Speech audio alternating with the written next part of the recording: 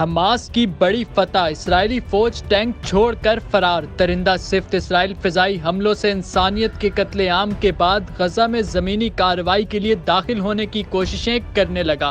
ہزاروں معصوموں کا قاتل ٹینکوں کے ذریعے غزہ میں زمینی کارروائی کے لیے داخل ہوا، جس سے حماس کے مجاہدوں نے ایسا جواب دیا کہ بھگوڑے بھاگنے پر مجبور ہو گئے۔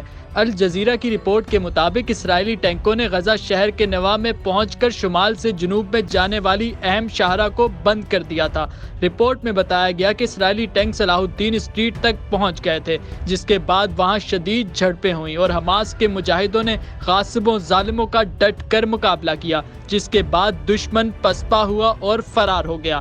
یہ ظالم قابض دہشت گرد اسرائیل درندگی کی تمام حدیں پار کر چکا ہے۔ جنگوں کے بھی اصول ہوتے ہیں، لیکن یہ وحشی بھیڑیا فلسطین کے اسپتالوں پر بم برسا رہا ہے۔ ابھی ایک اسپتال میں 700 سے زائد شہادتوں کے بعد اسرائیل نے غزہ کے دوسرے بڑے القدس اسپتال کو خالی کرنے کی دھمکی دی ہے، جہاں 14,000 لوگ زیر علاج ہیں۔ انسانی حقوق کے لیکچر دینے والے اسرائیلی بربریت، حیوانیت پر اندھے گونگے بہرے بن گئے ہیں۔ ظالم کا ہاتھ روکنے کے بجائے اس کے ساتھ کھڑے ہیں۔ یوکرین کے معاملے پر انسانیت کا رونا رونے والوں کی انسانیت اب فلسطین کے مظلوم لوگوں پر مر گئی ہے، کیونکہ ان کا قصور یہ ہے کہ وہ مسلمان ہیں، اور افسوس کا مقام یہ ہے کہ مسلم ممالک بھی اب تک وہ کردار ادا نہیں کر پائے جو انہیں کرنا چاہیے تھا۔